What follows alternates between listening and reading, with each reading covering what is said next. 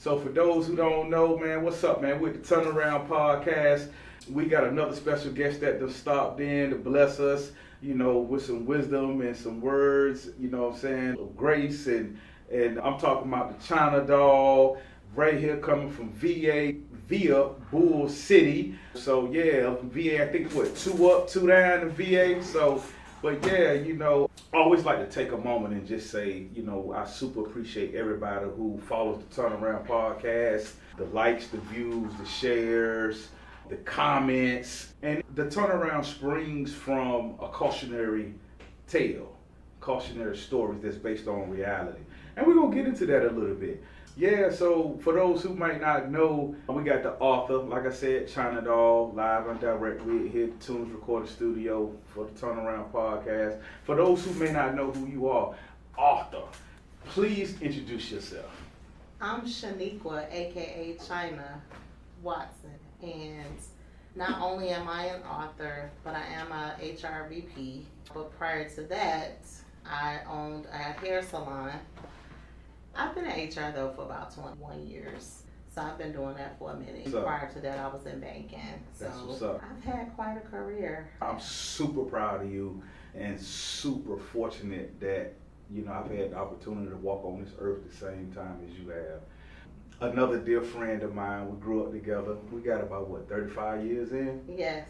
35? Yes. I would say about 35. At least shout out to Riverside. Riverside. But A&T, Aggie Pride. Yes. So we got to shout out A&T because you're an A&T graduate. Yes, I love A&T. What does that mean to you, A&T? So A&T, what A&T actually means to me is that it was pride, confidence. Okay. That's what A&T means to me. Okay. Because prior to that, I was, we went to a predominantly white high school, Okay. which...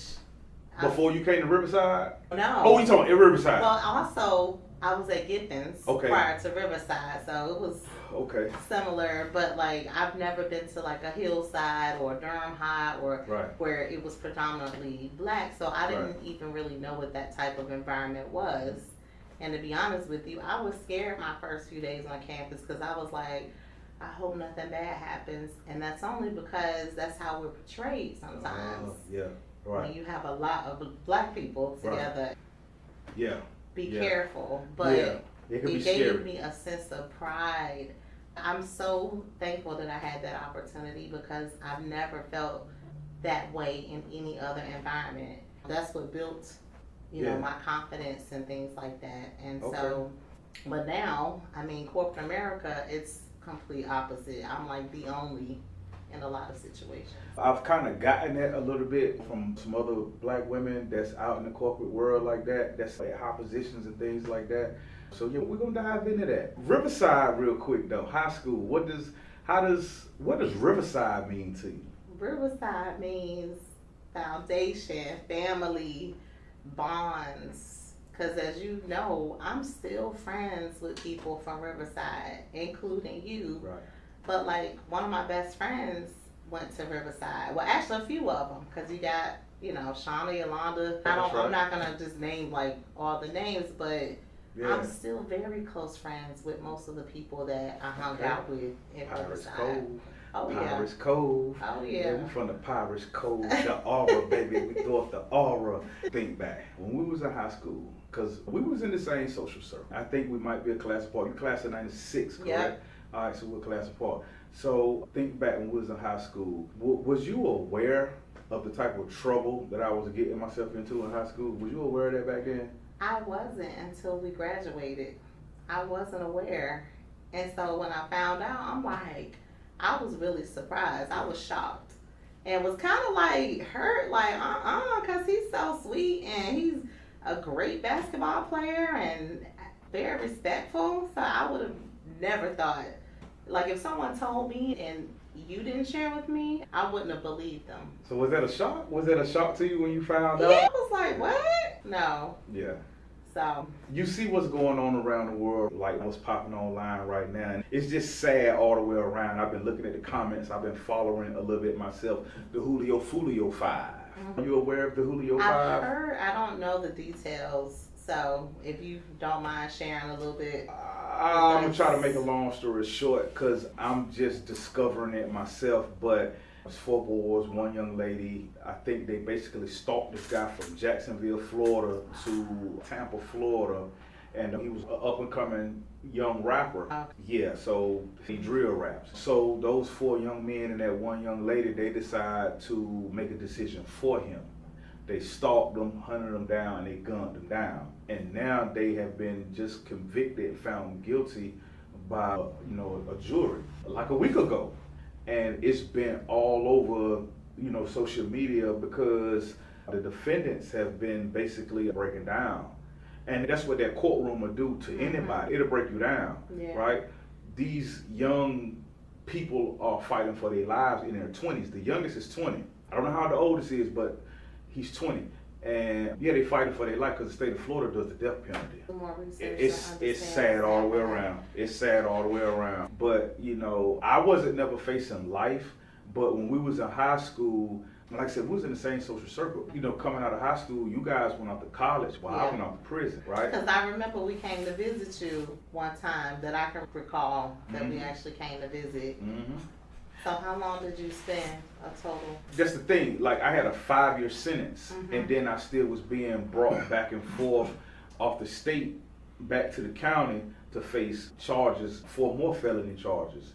You know what I mean? So I understand what they're going through, even though I wasn't facing life. Yeah. But just to understand that somebody else has got control over your fate and your destiny in their hands, it could be traumatic. For sure. It could be traumatic. Yeah.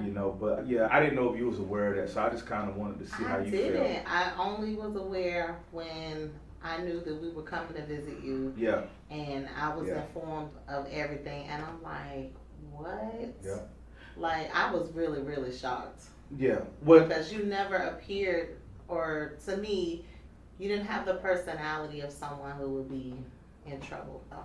And I guess for people on the outside looking in, the perpetrator never shows those type of characteristics until that person commit whatever crime they commit. So, but having you here, and like I said, I can't thank you enough. Made some sacrifices to get here, the turnaround. We super appreciate you. I know my producer Talib Jasir, he super appreciates you.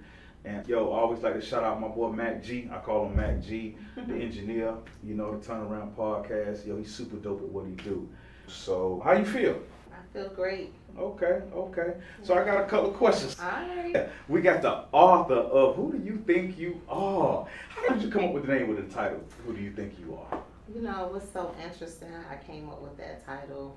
I actually saw a video of a 4-year-old little girl, or she may have been 3, and she recited a poem. I think it's by Maya Angelou. Okay. And I just remember the video from years ago. But the little girl, her first few sentences in her poem that I saw her recite was, "Do you know who you are, who you really are?"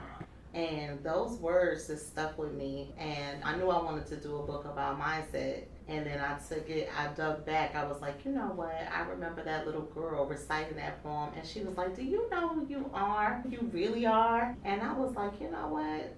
That's the book. That's the book title. I was writing it before I came up with the title of the outline. Yeah. Oh, man, that's what's up. Who do you think you are? It's catchy. And I was like, people are going to be like, Because I had somebody be like, what you mean by that title? Did you get offended? But what was funny is the person DM'd me asking did I want advertisement for my book. And then they said, well, what was the name of it again? And I put, Who Do You Think You Are? And they were like, oh, I'm sorry, I didn't mean to offend you. I'm like, that's the name of the book. I was like, this is crazy. It is catchy, Who Do You Think You Are? It grabs you. Yeah, right? It's sassy too. Like, you can look at it either way. But it's the second part of the title that really solidifies what it means is you are who you think you are. Okay. Good, bad, or indifferent. And that's the truth. Yeah. I can't wait to read it myself. I'm reading another book currently at the moment. Then I'm going to have to pick up Who Do You Think You Are? Absolutely. Yeah. The book is giving us some information about mindsets. So the first half of the book, the first 4 chapters describe negative mindset, and then the middle is called the turning point. Then the second half of the book, turning point, because something always happens where there is a turn. That's right. Then the second half of the book is talking about the positive people, the optimist, you know, the perseverant, the hustler. And it's short story, so it's real easy. 120 pages. Yeah. You know, we see what type of world we're living in now where like everything is like digital. It seems like people have become a little bit way more impatient. People want like instant results, instant gratification, instant information. It's like people have no patience anymore. Very few people have patience. You see what I'm saying? Yeah. You know, and that's why I'm saying one of these questions here that Talia put in here, it hit home for me because it took me back to actually when I was on state. Let me see if I can find one of these. I like this question right here when it comes to education, discipline, and building your path.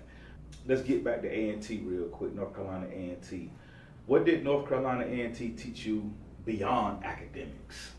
Well, beyond academics, it taught me the importance of networking, the importance of, and this is something I actually regret, but it did teach me, is just being a part of the organizations and just being more active in school. Okay. Like my daughter, she's just finished her 3rd year at Norfolk State. Okay. And she is in everything. And I'm so proud of her because everyone knows her. That's really the key to what A&T taught me. It's not about who you know. Who knows you. It's about who knows you, because that is the gateway to so many opportunities. Right. I mean, again, I wouldn't even be here if I didn't know you. You know what I mean? It's the connections. Yeah. So it's super important, and that's really the key to success. That's what's up. Yeah. Oh, that's heavy. I like that. Here go another one, still in that same category of education, discipline, and building your path. Was there ever a point where you doubted your own path? And if so, what kept you moving? Absolutely. There was always a point in which I doubted early on because my undergraduate degree is in business finance. And I started in banking. Finance. Yeah. But banking is not really finance. Okay. Banking is sales. Yeah. So, yeah. You know what? I like the clarification because I just learned something. Yeah, it's. See what I'm saying? Being a branch manager, you're responsible for all the sales. You're responsible for all the numbers. You're responsible for this budget, but it's mainly sales. And so it wasn't a true finance position. And so that's every day. I used to cry every day my first year in that job. So I was doubting, like, I made a wrong decision, but I just kept going. I went to hair school at night while I was a branch manager and got my hair license because that was always a dream growing up. But my mom was like, no, you're going to college first, then you can go to hair school. So that's what I did. How is your mom? She's doing great. Yeah, she'll actually be in Durham tomorrow. That's what's up. Tell her I said what's up. I remember your mom, but it's been a long time since I laid my eyes on her. Do you remember when we all went to the prom? Yeah, that was T94. Yeah, it was so many of us that all went. Hey, your mom was involved. And my mama was right there in the picture, the restaurant and everything. She's still the same way. She's amazing though. That's important. And you're a mother also. Yes. Yeah, you're a mother. And so your daughter's at Norfolk State. Yes. Shout out to Norfolk State. Yes. What up, Norfolk State? What up? Yeah, you know what I mean? That's what's up. I was excited for Norfolk State with Michael Vick. Yes. Got hired there as the football. I was so excited for that program. I felt like we needed in HBCUs. People like him to come back and bring, you know what I'm saying, not just only their expertise and the intangibles that they know as, you know, professional athletes, but you know, people like him, like his testimony, his story, you know what I mean? Yeah, it's so important to the younger youth. You know what I mean? Yeah. And then, you know, the HBCUs, like say, they need that. They need that uplift. They do. I mean? Because they don't attract the same type of athletes and star power and crowds that these larger schools go to. And you don't know this, but I've said this, I know I said this 20 years ago, that if, you know, some of us was to go to HBCUs, and I'm talking about your LeBron James or your Carmelo Anthony's or your Von Millers, if these guys were to go to HBCUs rather than major D1s, you know what I'm saying? Yeah. Like, you ain't got to be at UCLA to be the scope. You see what Steph Curry did. Steph Curry went to Davidson. Now, from my recollection, I haven't really seen or heard too much about Davidson before he got there, and I ain't seen or heard too much about him since he left. I just know it's a college in North Carolina. That's about the Charlotte area. Speaking of that, though, have you ever played sports? Only cheerleading, that's it. Okay. I've never played sports. I'm super prissy. Okay. I tried to run track one time. Talk about that real quick. How was that? Look, we're sports junkies over here. Talk about it. It was the Durham Striders. Okay. I went to the first practice. I ain't made it. So my mom was like, who they got out there stretched out on the ground with their hands up? Was they giving you CPR? I don't know what they were doing. I was hyperventilating. They looking for, you got an asthma pump? I'm like, no. I'm crying. I really was just tired. I didn't know how to breathe. When you run, you got to know how to breathe. That's right. You got to know how to regulate your system. I didn't know how to do that. And I thought I was going to die out there. And it was like 100 degrees. I was like, this ain't for me. Okay. So the only thing I've really done was cheer, but that's it. Well, my mom cheerleaded in high school, and my sister cheerleaded in high school. Cheerleaders are athletes. Yeah, it is. You know. I only did it for 1 year, but what I do recall doing some in people high don't do it school at all. What I do recall is being the scorekeeper. I don't know if you remember that, because I think you were playing at the time. In high school, I used to be the scorekeeper, sitting at the table, keeping the score for each player, how many points they made. Mm-hmm. That's right. A scorekeeper. Well, that's a contributor. Yeah. That's a contributor to the sport. I played in the ABA, the American Basketball Association. A lot of people don't know the history of the ABA. All they know is the NBA. The ABA is a little brother league to the NBA, right? And it merged in '76. And everything that the NBA does today, it adopted from the ABA, the American Basketball. The three-point line, the slam dunk contest, all-star weekend, cheerleaders, dancers, the whole entertainment segment of the sport. You know what I mean? So I say that to say, when I was competing overseas and competing in the ABA, I did have 2 NBA D-League teams. At the time, it's called the NBA D-League. Now, today, it's called the NBA G-League. So I did have 2 teams to give me call-ups, right? Because the leagues I was competing in are considered professional exposure leagues. The improper, and let me say that word again, the improper terminology for it is called semi-pro. Gotcha. Right? Yeah. A lot of people I've understand. heard that term before. Right. And it's a derogatory notation. And, because that comes from, back in the 50s and the 60s, we all know what was going on in the 50s and the 60s with racism, stuff like that. Yeah. Whites were just trying to downgrade the ABA league because that's where majority of the black players played versus in the NBA it was a bunch of white players. They weren't given the opportunity. That's why. So they called it semi-professional players. But those players were actually better than the NBA players. Yeah. You know what I'm saying? Just like at some point in time, the HBCUs had better athletes than your Trinity College, which is now called Duke. Yeah. And before Charlie Scott, who was the first black player to play at UNC Chapel Hill. You know what I'm saying? It's people don't understand the history. Some people don't care, and that's perfectly fine. I'm learning some. Keep dropping those jewels to me because I do love sports. A lot of women don't understand them, but I've learned over the years, I love sports. It's one place where racism pretty much ain't tolerated. It's not welcome. You know what I'm saying? And we just fresh off the MLB season start, but Jackie Robinson was the first one to break the color barrier. Yeah. Right? Yeah. So the inaugural day is Jackie Robinson Day. And I think all the MLB players, they wear his jersey number. Yeah. Brooklyn Dodgers, his jersey number. You know what I'm saying? So, but while I was actually working out for one of those, it was the Boston Celtics. Their D-League team at the time, the Springfield Armor, gave me an opportunity to come out and try out with, their D-League team. And I didn't make it. I got beat out. It was a lot of athletes in there. I was very good at what I did, but I came across players who was just as good and even better in those people's eyes because I wasn't the player that was selected. But while there, I got to visit the Basketball Hall of Fame.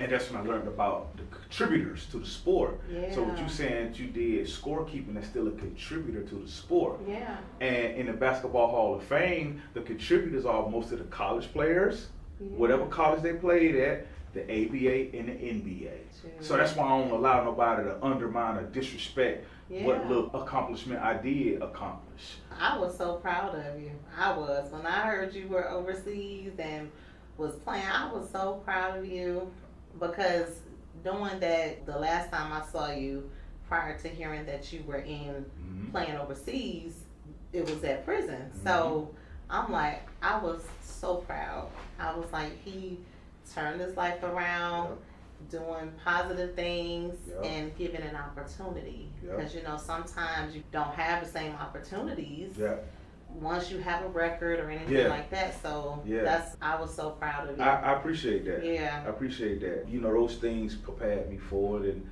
I appreciate that. So, but that's where the turnaround, where springboards from. You know, TJ, when he first came to me with the idea, I was like, nah, bro, I said, nah, you got the wrong people, man. Like I said, nah, I'm not an NBA player. And I was like, you know, they ain't gonna listen to me, I'm not an NBA player. But the thing he said to me, it woke me up. He was like, you don't have to be an NBA player to have a voice. That's right. I said, you know what, homie? Let's roll. I'm so happy. And that's why you and I sit here right now. Look. And we're gonna talk our talk. Yeah, I feel so blessed too, because I'm like, I'm not an athlete and I'm allowed to come on the show. So I really appreciate that. I'm like, is he even gonna allow me to be on there, considering I'm not an athlete? Sports intermingles with life. That's true. You know what I'm saying? And what you doing is real life in real time. Yeah. You know what I'm saying? And it intertwines. You have to make sacrifices. Yeah. Just like athletes do. We made sacrifices. I made sacrifices. You're a mother. You know what I'm saying? And a career woman. And an author. It takes sacrifices to do it. The most important thing is the D word. You know what I'm about to say? Discipline. Discipline. That's absolutely. You know how people lack discipline? Oh, yeah. Right? Oh, yeah. You know what it takes to impose discipline upon yourself? You do. You're an author. Yeah. Mother.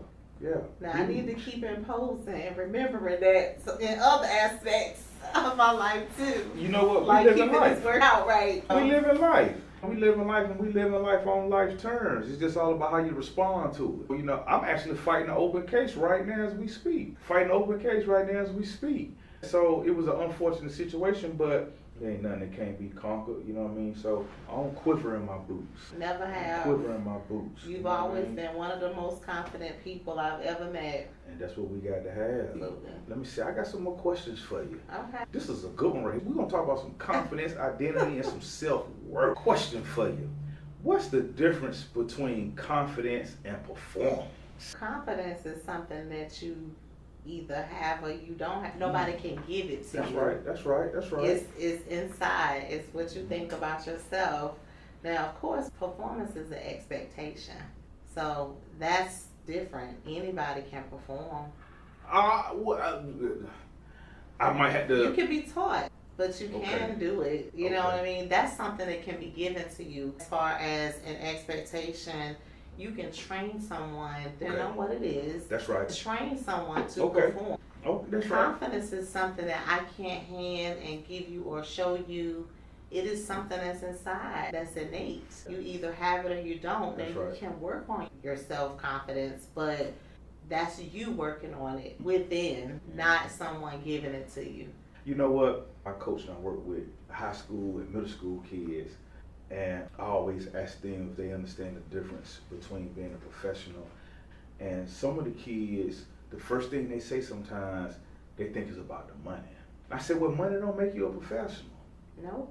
So I tell them what makes a professional is being able to perform on demand. And I learned that. Say that 2 more times. Yeah, you know what I'm saying? Being able to perform on demand. I learned that playing ball in Europe. The expectations, what you were saying a little earlier. I was the only black person. I was living in Yonushkis, Lithuania. Wow. Right? I was listening. That's not in Russia, is it? Where is that? You close. Okay. Right there beside Moscow. Okay, yeah. Right there beside Moscow. Yeah. I was the only black person living in a town probably about the size of Chapel Hill. Really? The whole town? In the whole town. In the whole city. So the expectations, but I learned how to be a professional over there because of the experience of it. So, like I say, when it comes to being professional, it ain't about the money. No, it's not. It's about you block out the weather, you block out emotions, and you perform. You perform regardless. And another example I like to use too, Bobby Brown. We all grew up on Bobby Brown, New Edition. Yeah. God bless his dead when his wife Whitney Houston, when she passed. Yeah. Remember the day of her funeral, New Edition had a concert. They had a concert to perform, right? People that paid their money to see New Edition perform. Yeah. Bobby Brown had just buried his wife earlier that day. You know what I'm saying? So you think them people that paid their money for them tickets care about how he felt on the inside? No. They paid their money to see New Edition sing Andy Heartbreak and whatever else. You're right. He had to go out there and perform. Yeah. That's a professional. Yes, it is. You know what I'm saying? Yeah. Being able to perform on demand. Yes. Yeah, you block out how you feel. And you go out there and you perform. Whatever your job is or whatever your profession is, you go out there and you do it. Well. That's right. But you're right about that. Yeah, that's right. Oh, TJ. Shout out to TJ. I was hoping I'd get a chance to meet TJ. Well, because you speak so highly of him, man. Yeah, he's in the DMV area. Okay, so he's not far from me. He's in the DMV area, and actually when we started the turnaround, we was doing everything over the phone, audio. Okay. And so we do have a playlist, for the turnaround. Some of the interviews are audio only, and then some of them are interview. Like this episode right here will be the audio was basically just giving people the background of the origin of the turnaround, my upbringing. Where I talked about growing up in a household where I was dealing with a step parent that was abusive physically. You know what I mean? And so I put all that out there. I put it out there for those who's willing to listen. Because like I said, it's based on cautionary tales. And we want to try to help them save somebody, if possible, get them to go the right route. You know how it go. So they can become an author one day instead of going to prison. Or whatever they decide to do. Yeah. You know what I'm saying? So this world is bigger than sports. Yeah. Yeah. All right, let's get into some family and some personal grounding. I love these questions. Okay. What has family taught you that corporate leadership never could? Ooh, well, as you know, I'm super close to my family. I would say family has taught me about it's okay to make mistakes. It's okay to make mistakes because corporate, they don't really want to see your mistakes. Of course, if you make them, there are repercussions. Right. But family is like, it's okay to make mistakes. It's okay to not be perfect, even though we strive to be the best that we can, but it's okay not to be. And so if you do ever fall short, it's all right. We're here to hold you up and support you. Corporate, on the other hand, they can drop you. It's all about your performance. Absolutely. And if you ain't performing. Because when you sign the application, it's the same thing as like when we sign contracts overseas. It's an application. It is. What I'm saying? And it's an agreement. Bingo. You're saying that this is what you're going to do. Bingo. If we pay you, this is what you're going to give us in return. Bingo. And if you don't produce or perform. Yep. Next. You know what I'm saying? It's a business. You know what I'm saying? It's a business, and that we're going to keep going. Exactly. Gonna keep going. But I like that. Yeah. Yeah, these are some interesting questions. I love these questions. Let's see, authorship, coaching, and purpose. Okay. What does unlocking your best self actually require beyond words? Definitely some development within. I think the first thing is awareness. The first thing you have to do is, in order to unlock anything, you have to be aware. Wow. And sometimes awareness is hurtful. When you have to be real with yourself, it can sometimes not be what you want to hear. That's right. But once you are aware, then that's the first step, and then everything else goes from there. But in order to unlock your purpose, you have to do some things within yourself, inside. Right. And I have to be honest with you, I have a therapist I've been seeing for like 2 years consistently. And this is the first time in my life that I actually feel like I'm in more control and that I've actually been more productive these past 2 years than I have been in a long time, because once you start understanding who you are and why you're the way that you are, that's when you can start trying to change things and trying to actually understand like how to cope with things, you know, uncovering trauma. I did trauma therapy last year, and that was real heavy. It was heavy, but you have to do it so that you can overcome. So it's not just this like anchor like on your chest that you try to ignore. So, you know, that's what helps you to kind of like dig a little bit deeper to make changes on the inside, but you have to be aware, and then you just got to go through it in order to heal. That's right. Yeah, and once you are transitioning through healing, it frees you up to do other things that you really want to do in life. Like for me, being creative, being able to think, strategizing, things like that. That's something that comes natural for me. But when you're bogged down with things from your past or experiences, it's a crutch. Like you can't even, it's like a ball and chain. Like you just can't get away from it. And you're not going to catapult to the next level until you deal with those things. Some people can be successful whilst not addressing them. But I promise you, when you kind of understand who you are and why you are the way that you are, and coping and dealing with challenges and just things that you've been through, it's like layers are just falling off, and past hurt, they're falling off, which frees you up. That's right. It frees your mindset and your mind space. It does. To do other things. I tell Talib, I see all the time, we actually started working on a turnaround around 2019. And then when the pandemic happened, we was doing phone conversations. And once the turnaround was completed, it was just like what you just said to relate. It was like talking to a therapist. Yeah. Right? Because I shared with him things that I've never shared with people ever before. And then it was going to the World Wide Web after that. Which so is really brave. You had a lot of courage doing that. I applaud you, because some of us, I have to tell you, when I first started writing my book, it was a biography, and then I stopped because I was like, I don't want to embarrass anybody. I don't want to call people out based on my view of things that occurred growing up and things like that. That's why I stopped. But you had the courage to tell your story. And I'm appreciative of that, because it's encouraging me. I'm like, well, maybe I should finish my biography. You know what my mama said, because when TJ first approached me about it, I was like, you know, well, so I went to both my parents. And it was actually what my mom had said to me, because my dad was like, well, son, you think it'd help somebody to do it, right? And so when I asked my mom, I said, yeah, Mom, I'm putting a podcast together with, you know, a good friend of mine. And so my mom didn't want me to do it because she didn't want nobody to judge me because of my past. Rightfully so. She's a mom. She want to protect you. She's protective. Yeah. You know what I'm saying? But when I sat and I thought about it in depth, what was being said between what my mama said, what my daddy said, it was more about what my mama said that made me say, you know what? I hit TJ up, let's do it. Because like I said earlier, I feel like no human breathing has the power to judge my spirit or my soul. No. I talked about Booger. And the night that situation happened, because we was in high school together. Yeah, I know, yes. And the night that happened, the night he got murdered, what people don't know was he had family members who don't know me but know of me because they heard things. And, you know, they felt like it was my fault because he was hanging with me.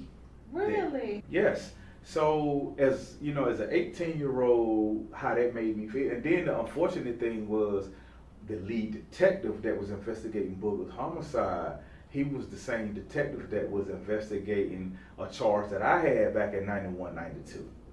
So the first thing, he asked me in front of Booger's parents at the hospital, did I have a weapon? Mr. Holley, do you have a weapon on you?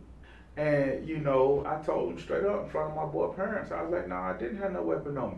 Because if I did have a weapon on me, then one of them would be laying here in the hospital instead of my boy, since you want to ask me that type of question like that. Yeah. So he got the real answer. That's how I felt at that time, and honestly, that's how I feel today. If I would have had a weapon on me, no, I would have been one of them laying up in there instead of us. So, you know, but yeah, that was, you already know how that. Tough time. Yeah, it was. Yeah, we was together that night. Yeah. Yeah, that was like October 2nd of 1994. Yeah, so, you know, and it was our homecoming at Riverside. It was Riverside homecoming that night. Yep. But he had family members that came to me. Even his mom and his dad even told me, Squirt, that ain't your fault. Yeah. You know what I mean? But I can only imagine how you may have felt, because it's what if he wasn't with you? You know, it's a lot of what they call it survivor's guilt. Yeah, but I'm happy that you didn't allow that to kind of like hold you back, or because it can really eat at you, things like that? Well, it did, and you know that's why I was getting into the trouble I was getting into at that early age like that. Okay. Because I really didn't know how to. I didn't know how to really express myself at that young age. You know, my mom was doing the best she could, single parent, raising me and my brother. It was a lot. Yeah. It was a lot, you know. Then my mama like to call it hot-headed. But yeah, so, you know, that's just the relevance of everything. For sure. You know what I mean? Yeah. So here we go. I got some more questions for you. Let me bounce around a little bit. We're going to revisit confidence, identity, and self-worth. You about already answered this question, but I'm going to ask you anyway. Why do so many people struggle to own who they are? In my opinion, people struggle to own who they are because maybe someone told them along the way that they weren't who they really are. I know sometimes people who lack confidence is usually because something has happened or someone has put it in their mindset that you'll never be this or you're not this, and speaking that into them at a younger age. Right. But I think that people kind of doubt themselves because a lot of times we don't recognize our full potential. Yeah. But one thing about me is I love the Lord. I'm really not super religious, but I know who my source and my provider is, and I always know that I can do all things. And so That's right. Because I know the Lord, but that goes all the way back to my grandma and my great-grandma. Because I know the Lord and I'm learning more about the Bible and stuff now, but like I really believe it. And so with believing that, I'm like, why not try to do, if I want to do this or do that, why not? I can do it. But for a lot of people, the reason why that they don't believe that they are who they really are is because somebody may have told them that, or they may not even really know who they are, what they want. But I know who I am. When I was doing my prison time, I actually came into myself a little bit. My nickname on state was Baby VC. Baby VC. So tell me where that derived from. Why was that your nickname? For some reason, the inmates in that particular camp I was at down in Southern Correctional, I always played basketball no matter where I was at. So my mom's kept my canteen flooded, my mother. I did 2.5 years outside of her flooding my canteen. I was bringing in extras because I was just destroying dudes on the basketball court out on the yard. So you was winning and they was replenishing your canteen and putting more and more in Well, they was putting up bets. Okay. But the nickname Baby VC is Baby Vince Carter. Oh, that's what they felt. You know what I mean? That's what they felt. I used to love me some Vince Carter. I'm a little short. I'm older than Vince by maybe 2 years, but I'm shorter than he is. Yeah. So that's why they was calling me Baby VC. Baby VC. That is so cool. I love it. I was like, yo, y'all crazy. You dominating even when you chilling. Yeah. You had to sit down. You was still dominating. Yeah. I played. Those skills don't go away. No, they don't. That's what my skills actually developed. You know, I went to a different college. You know, when you guys went off to college, I went to a different college. It was a different type of knowledge. But you still developed. I was developing in that, you know. So, you know, and then when I came home, I took off with it. Yo, these are some fantastic questions.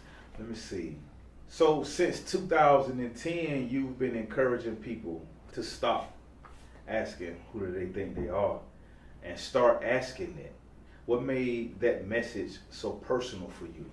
Because I feel like I'm still trying to figure out who I am. And as I mentioned to you earlier when we were talking, that I feel like you never really truly arrive at the pinnacle. I feel like we're always going to be developing, growing, changing. Right.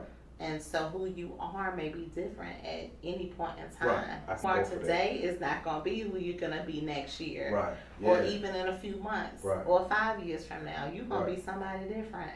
Wow. You know, not really somebody different, but you're going to either be added on to who you currently are. That's right. Or you might change. Yeah. You know, you may completely change or transform into somebody else. We should always evolve, right? Absolutely. Yeah. Absolutely. Because this world is ever changing. So if we stay the same, we're obsolete. Right, and I'm retro. I don't think too many people more retro than me. No. I'm it's retro. Not. Yes, you are. I'm retro. Yep. Throwback. You know what I'm saying?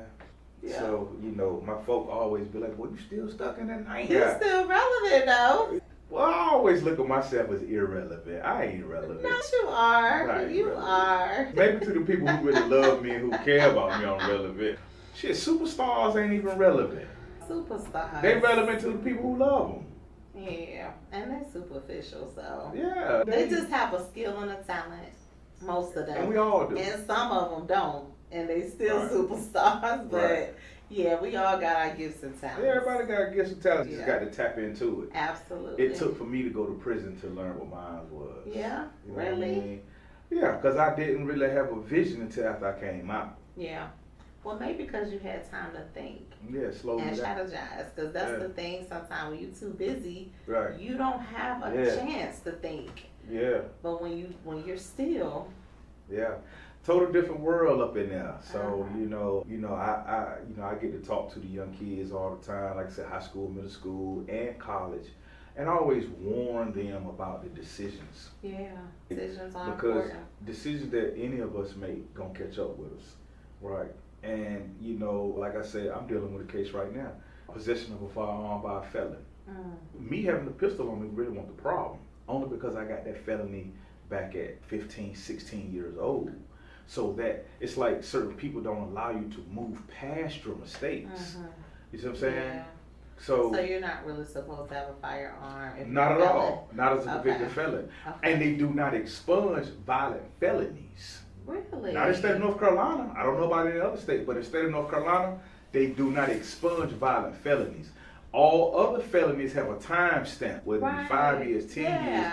Then you can go get it expunged, but not violent felonies. You see what I'm saying? So when I talk to the kids, like I tell them, I ain't telling you something that I heard. I'm telling you what I've experienced. Yeah, what you lived through. And like I tell them, they can take it for a joke if they want to. And that's why I was saying earlier, they better pay attention to it. A hard head can make us. You don't want to learn like that. You better learn from someone telling you. And the Julio 5, they finding out the hard way.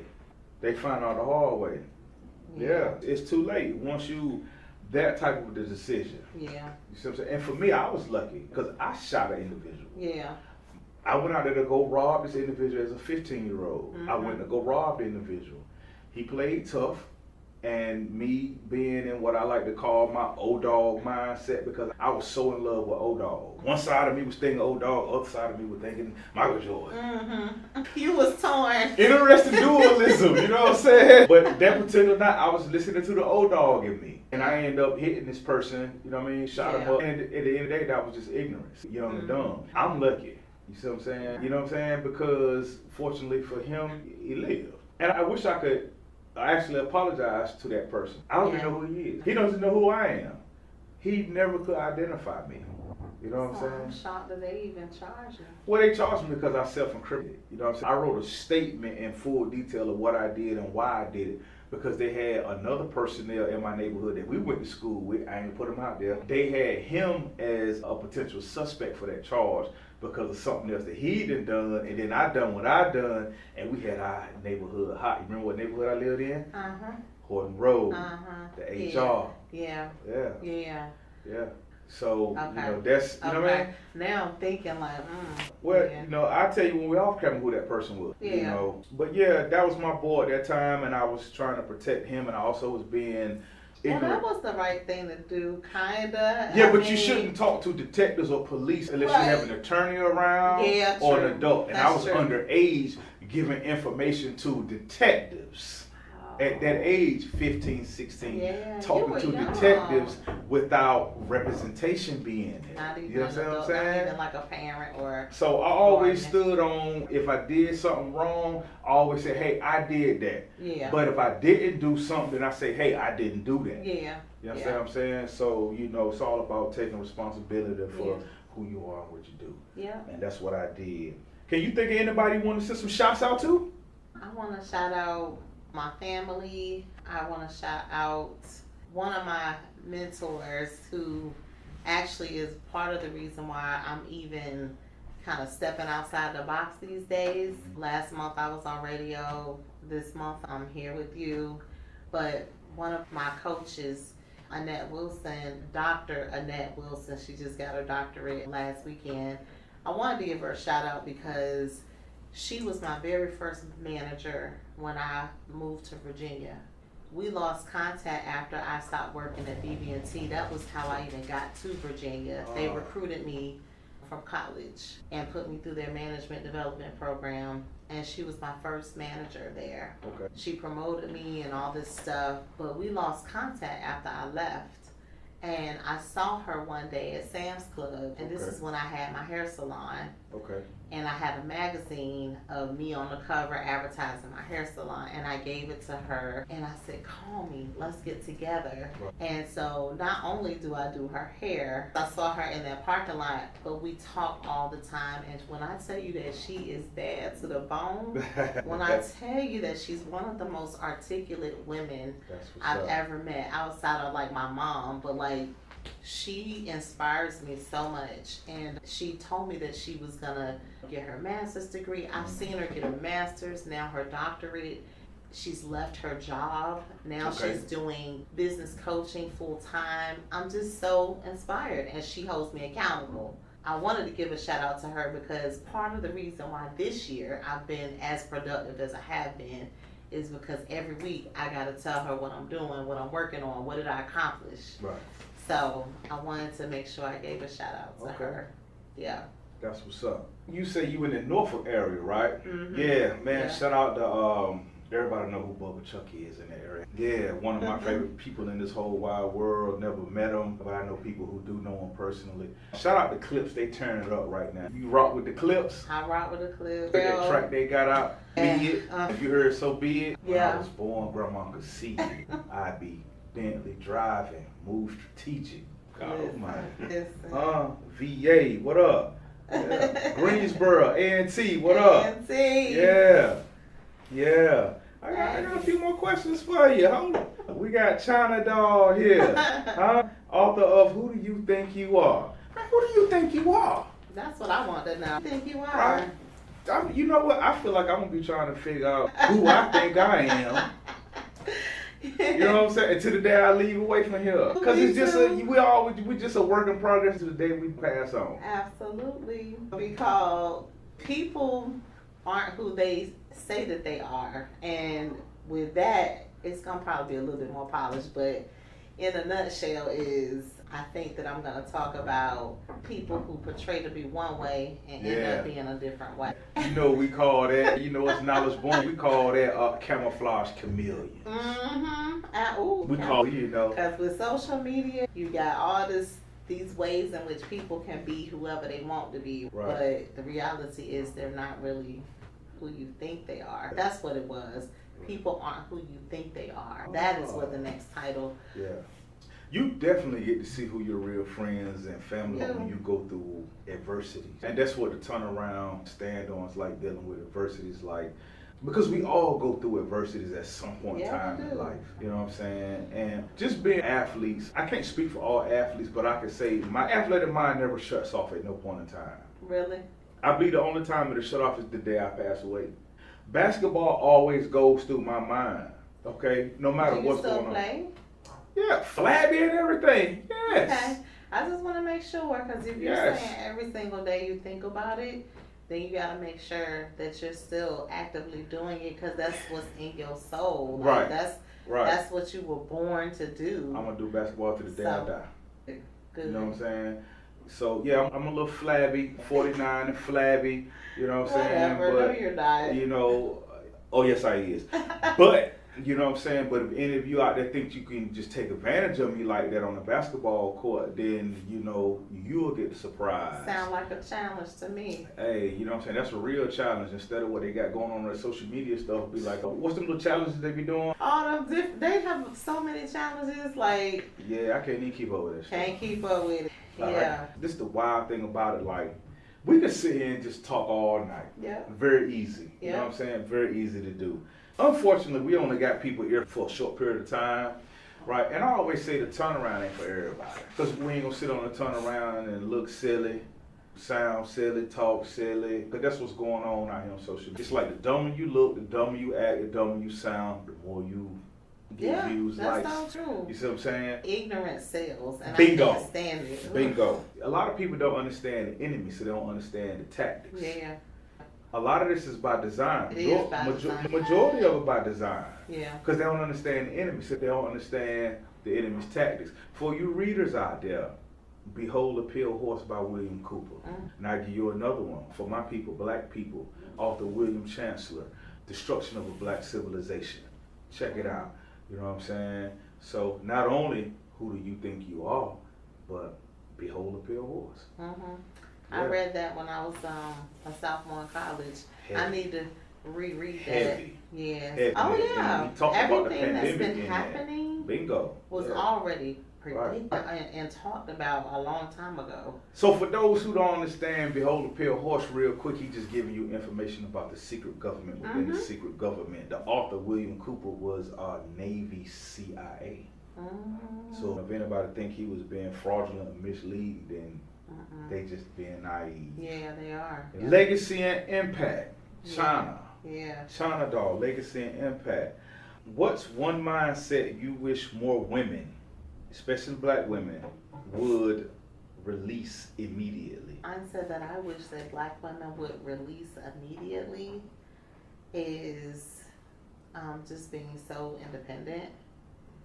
It's okay. You can be independent to a certain point, but because we were forced to be independent in a lot of cases, it's hard to be softer, more submissive, and things like that because of the independence you've had to carry for so long. And because you've had to be the provider, you've had to be the mom, try to be the dad, because we're so strong, but just learning how to not be necessarily so independent where you don't need anyone and actually just rely on people. Rely on people instead of just trying to take everything on yourself all the time. Right, because we need, need a support system, right? Yeah, we do. And we need to be softer. We need to be softer. That's what's up. I got younger sisters. Shout out to my sisters. You know, I got two biological younger sisters. Yo, Brooke, matter of fact, my younger sister, she just turned 29. Oh, wow. May 13th. So happy birthday to my sister. Birthday. Yeah, happy birthday to my sister Brooke, who just turned 29. Wow. You know what I'm saying? Did you know I have a little brother? No, I did not. Yeah, my little brother is 2 years older than my daughter. Ah. So he's 23. Okay. Sale is 21. You got a brother that's your brother younger than my sister. My sister's 20, I got 21 years on my sister. I got 25, 26 years. Yes, and I love him so much. He is an athlete too. That's what he played football. Well, actually, he was a wrestler. He played football. He played baseball. I don't think did he play basketball? He was kind of like an All-American, but his most recent sport was football. Shout out, little bruh. Yeah. Shout out, little bruh. Tell the people real quick how they can follow you on IG, Facebook, whatever, and let people know how they can get the book. Okay. Let me see the book. Let me see the book, please. Please follow me on IG, China_doll001, or Facebook, China Watson. Also on TikTok, Positive China Doll. But you can also get the book on Amazon, Barnes & Noble, or Goodreads. I can't wait to get into it myself so I can keep trying to add on to some knowledge and learn something. Yeah, well, hopefully it'll be at least just one thing in a book that you can take away positively. Because as you see the cover of the book, it's just a lot of positive adjectives we use to describe yourself. But that was done on purpose because we need to speak life within ourselves. I do affirmations too. That's what kind of helped me to propel forward. I don't even know what affirmations is. So it's basically something that you're declaring. I am beautiful. I am smart. I always say I'm beautifully and wonderfully made. I can do all things. I am a New York Times best-selling author. Speaking those things as if they already are. Even before they become what I want, I speak them as if they already are. Speak into existence, and you got to. Even if you don't believe it, if you speak it and write it, it'll get down inside of you and you'll start to believe it. But you know what? Going back 35 years, you always move with grace. Thank you. You was always kind, and I never remember you being judgmental. A lot of other people were judgmental that we was coming up with. Yeah. And they probably thought I was a handful, but they was a handful also. Right. We all had our moments. Yeah, you know what I'm saying? Was this my copy? That's your copy. Yo, so this is my autographed copy. Yeah, you understand what I'm saying? Yo, who you think you are? Yo, that's what's up. You know what, China Watson, thank you for having me. And I hope that I get to come back one day soon. Okay. We're going to put it together because, like I said, I want all my guests to come back because we're going to grow it eventually that when you guys come back, and I got a list because I'm working on some things, like even if it ain't nothing but a small little plaque, etc., etc. But I'm working on, like, so when I get my guests here, like, you're going to leave here with your teeth on, son. Listen, I'm ready. I got at least one more question for you. Okay. Authorship, coaching, and purpose. So, when someone feels lost or disconnected from themselves, where should they start? Ooh, if you feel lost or disconnected from yourself, where should you start? That's a good question. That's a hard question, too. You know, I'm an author. I don't know if I'm a therapist. But I would say that when you're lost, the first thing I think you should do is maybe have conversations with your friends or your family, whoever knows you the best, and allow those people to kind of like speak life into you. I know that's what I do. Like when I have been at that point in time, I have dug deep and reached back to family, friends, anybody that can kind of help me get out of that mindset and just telling me how amazing I am when I seem to forget. That's what's up. Yeah. That's what I would do, but my therapist might say something else. I felt like you just dropped some jewels. Well, I appreciate it. You know what I mean? Yo, we're the Turnaround Podcast, man. We just had China Watson. You know what? I swear to goodness to you, sis. I swear we can just sit and just chop it up all night. Yes, we do. Anybody else you can think about you just want to send shouts out to? I actually want to send a shout out to my mom, my dad, Taylor. Mom, shout them out. I'm trying to think. Who else? D5 from NCA&T. Oh, what up? D5, you know. I want to give a shout out to, I would say North Carolina A&T for making me the woman that I am today. So I want to give a shout out to my haters too. I know that's right. Because I'm going to be honest with you. Part of the reason why I keep growing and doing better and accomplishing things is because of my haters. We need them. Because when you got people that doubt you or don't believe in you or mad because you're doing something, it made me want to do more. Yeah. So I wanted to give a shout out to my haters. Yeah, I love it when I hear people talking about me in a negative. I love it. It motivates me.